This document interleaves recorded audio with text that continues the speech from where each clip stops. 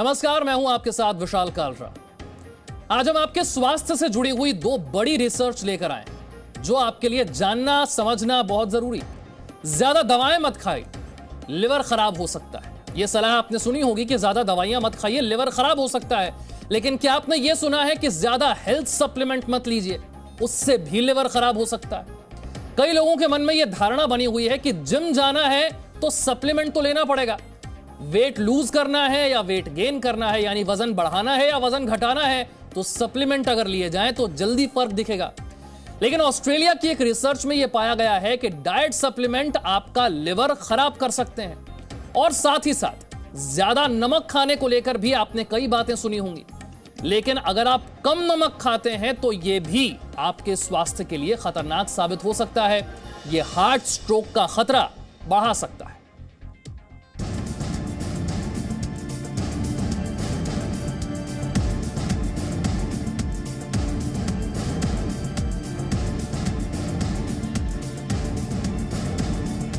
स्वस्थ रहने के लिए अच्छे खान-पान के साथ साथ थोड़ी कसरत भी जरूरी है, क्योंकि शरीर सिर्फ फिट रहने की भावना से थोड़े चलता है।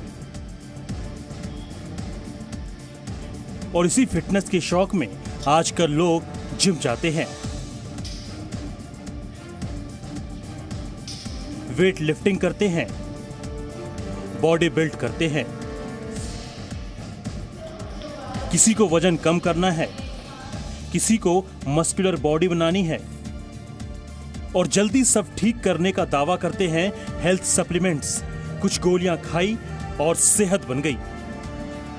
लेकिन ऑस्ट्रेलिया में हुई एक रिसर्च में सामने आया है कि जो डाइट सप्लीमेंट्स फिटनेस के लिए खाए जाते हैं वो आपको बीमार कर सकते हैं। सबसे पहले आप इस रिसर्च को जानिए।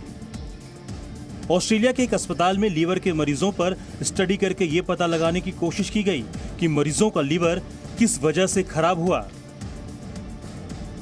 मेडिकल जर्नल ऑफ ऑस्ट्रेलिया में पब्लिश की गई ये स्टडी 184 ऐसे मरीजों पर की गई जो अस्पताल में 2009 से 2020 के बीच यानी 11 वर्षों के दौरान लीवर की बीमारी के कारण भर्ती हुए थे। 184 मरीजों में से 115 मरीज ऐसे थे जिनका लीवर पैरासीटामोल दवा की ओवरडोज से खराब हो गया। 19 मरीजों का लीवर ज्यादा एंटीबायोटिक दवाएं खाने से खराब हुआ था। 15 मरीजों को डाइट सप्लीमेंट्स ने नुकसान पहुंचाया था। इनमें से ज्यादातर ऐसे पुरुष थे जो बॉडी बिल्डिंग के लिए सप्लीमेंट्स ले रहे थे, या फिर ऐसी महिलाएं थी जो वजन कम करने के लिए सप्लीमेंट्स ले रही थी। 2009 के शुरुआती 2 वर्षों में लीवर की बीमारी के 15% मरीज ऐसे थे जिन्हें डाइट सप्लीमेंट्स से नुकसान हुआ, जबकि 2018 से 2020 यानी हाल के 2 वर्षों में 47% मरीज हर्बल और दूसरे डाइट सप्लीमेंट्स लेने से लीवर की बीमारी का शिकार हो गए। यानी ऐसे लोगों की संख्या कई गुना बढ़ी जो डाइट सप्लीमेंट्स के इस्तेमाल से लीवर की बीमारियों के शिकार हो रहे थे। ज्यादा दूर ना जाएं, अपने आसपास ही देखें तो कई लोग ऐसे होंगे जो जल्दी अपना फिटनेस टारगेट पूरा करने के लिए सप्लीमेंट्स लेते हैं बिना ये जाने कि वो जरूरी है या नहीं। कई लोगों ने विटामिन से लेकर प्रोटीन तक फांक डाले। मल्टीविटामिन्स तो पहले से ही, क्योंकि जिम उसमें रूटीन में लेते ही हैं मल्टीविटामिन्स। तो प्रोटीन कितना लेना पड़ता है, कैसे लेते हो, कौन आपको गाइड करता है? दिन में कितनी बार लेना है ये आपके ट्रेनर भी बता दें आपको। और हर डोजेस के अंदर न्यूट्रिशन डिफाइन होते हैं। जैसे कि अगर हम एक स्कूप लेते हैं प्रोटीन का, तो सपोज़ के 30 ग्राम का प्रोटीन है एक स्कूप, और उसके अंदर 27 ग्राम ऑफ प्रोटीन है। तो हमारा जो कैलकुलेशन रहता है बेसिकली, जैसे मैं इंटरमीडिएट हूँ, बिगिनर नहीं हूँ, तो मैं अपने बॉडी वेट का 2 ग्राम के करीब प्रोटीन लेता हूँ। ऑस्ट्रेलिया की रिसर्च में सामने आया कि सेहत सुधारने के लिए खाए जाने वाले हेल्थ सप्लीमेंट्स ने ही सेहत का रिपोर्ट कार्ड खराब कर दिया। रिसर्च ऑस्ट्रेलिया की जरूर है, लेकिन भारत में भी हालात बहुत अलग नहीं हैं। लें, सप्लीमेंट लें, वो आप बहुत ज़्यादा एक्स्ट्रा मात्रा में ना लें। हर एक जो विटामिन होता है उसका रिकमेंडेड डेली डोज होती है। और आप कोई भी अगर मल्टीविटामिन लेते हैं अच्छी कंपनी का, या जो भी आप मल्टीविटामिन लेते हैं, उसमें रिकमेंडेड डोज होती है कि डेली कितनी है और उस जो गोली में आपको कितनी मात्रा मिल रही है। लेकिन वही होता है, जब आप ज़्यादा लेने लगते हैं तो उसके साइड इफ़ेक्ट होने लगते हैं। अगर आप बैलेंस डाइट ले रहे हैं तो नॉर्मली सप्लीमेंट की ज़रूरत नहीं पड़ती है। डॉक्टर और न्यूट्रिशनिस्ट मानते हैं कि अगर आप किसी मकसद से बॉडी बिल्डिंग कर रहे हैं या कोई महिला गर्भवती है या फिर किसी गंभीर इम्यून सिस्टम की बीमारी से जूझ रहे हैं तो कुछ वक्त के लिए आपको हेल्थ सप्लीमेंट्स दिए जा सकते हैं, लेकिन उसकी डोज हर व्यक्ति के हिसाब से अलग होती है। प्रोटीन सप्लीमेंट्स पे डिपेंड करता है what is the age of the person, what is the goal of the person, what is the activity, whether the person जो है वो एक्टिविटी कर रहा है या फिर वो जिम में वेट ट्रेनिंग के लिए जा रहा है या वो ओवरऑल फैट लॉस के लिए ले रहा है। तो हर एक का डोसेजेस उस पर डिपेंड करता है। It's not simple like that कि आप नॉर्मली जितना डोसेजेस किसी को आप देते हो आप दूसरे को भी उतना ही रिक्वायर कर सकें। बेशक शाकाहारी लोगों में प्रोटीन की कमी हो सकती है, लेकिन अगर वो दूध, पनीर, सोयाबीन, दालें और अंकुरित अनाज की मात्रा बढ़ा लें तो आमतौर पर सप्लीमेंट्स के बिना काम चल जाता है। हेल्थ सप्लीमेंट्स स्टेमिना बढ़ाने, एनर्जी बढ़ाने और बीमारियों से बचाकर रखने के काम जरूर आते हैं, लेकिन अगर यह बिना जरूरत के खाए जा रहे हैं तो किडनी से लेकर लिवर तक सब कुछ खराब हो सकता है। पूजा मक्कड़ के साथ ब्यूरो रिपोर्ट, जी मीडिया। तो बिना जरूरत के सप्लीमेंट नहीं लेने हैं, ये तो आप समझ गए, लेकिन खाने में या हर दिन नमक कितना खाना है इसे भी नजरअंदाज नहीं किया जा सकता। एक चुटकी कम या ज्यादा ये आपकी सेहत पर असर डाल सकती है। अभी तक आप ज्यादा नमक खाने के नुकसान सुनते आए थे, लेकिन नेशनल लाइब्रेरी ऑफ मेडिसिन की एक रिपोर्ट के मुताबिक अगर जरूरत से कम नमक खाया जाए तो यह भी बड़ी बीमारियों के लिए न्योता बन सकता है।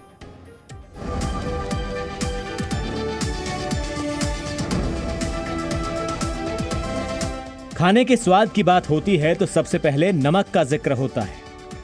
कुछ लोग पके हुए खाने में भी ऊपर से नमक डालकर खाते हैं, तो कुछ ऐसे लोग होते हैं जिनकी डाइट में नमक के लिए न के बराबर जगह होती है और ये गंभीर बीमारियों की वजह बन सकती है। ये बात हम नहीं बल्कि नेशनल लाइब्रेरी ऑफ मेडिसिन में पब्लिश एक रिपोर्ट में कही गई है। नमक ज्यादा नहीं खाना चाहिए, ये आप जानते हैं, लेकिन इसे बिल्कुल छोड़ देने से आपको क्या नुकसान हो सकते हैं ये जान लीजिए। नेशनल एकेडमी ऑफ मेडिसिन रोजाना 2300 मिलीग्राम से कम नमक खाने की सलाह देता है। पूरे दिन नमक न खाने से इंसुलिन में गड़बड़ी की वजह से दिल की बीमारी का खतरा बढ़ जाता है। ये सच है कि कम नमक खाने से ब्लड प्रेशर कंट्रोल होता है, लेकिन शायद आप ये नहीं जानते कि कम नमक हार्ट अटैक और स्ट्रोक का खतरा बढ़ा देता है। सोडियम की कम मात्रा की वजह से हार्ट फेलियर वाले लोगों में मौत का खतरा बढ़ जाता है। कम नमक वाली डाइट से बैड कोलेस्ट्रॉल 4.6% तक बढ़ जाता है। ये डायबिटीज के मरीजों के लिए भी खतरनाक हो सकता है। कम नमक वाली डाइट दिमाग में सूजन, कोमा का खतरा भी बढ़ा देता है। यानी ये खतरे इतने भी छोटे नहीं हैं कि इन्हें नजरअंदाज किया जाए। शायद इनका असर शरीर में एकदम महसूस नहीं होता, इसीलिए लोग परवाह भी नहीं करते। केस स्टडी के तौर पर एक आम हिंदू परिवार ही ले लीजिए। नवरात्र हो या सावन का महीना, ज्यादातर घरों में उपवास रखा जाता है और इस दौरान खान पान को लेकर कुछ नियम कायदों का पालन होता है, जिसमें नमक न खाना भी शामिल है। ऐसे में शरीर में नमक की कमी होना मुसीबत बन सकता है। हम लोग तो कोई नमक ही नहीं खाते, कोई व्रत में ही नमक नहीं खाते। हम लोग नवरात्र में भी 9 दिन करते हैं तो सिर्फ फलाहार पे रहते हैं। बिल्कुल बैलेंस करके खाते हैं नमक। अगर ज़्यादा ही प्रॉब्लम होती है बीपी की तो दिन में नमक का मूंगफली है, मखाने वगैरह है वो भी खा सकते हैं। नॉर्मल खाओ मिनिमम, जिससे कोई नुकसान भी ना हो और कोई फायदा भी ना हो। हम रह सकते हैं बगैर नमक के, 9 दिन भी रह जाते हैं।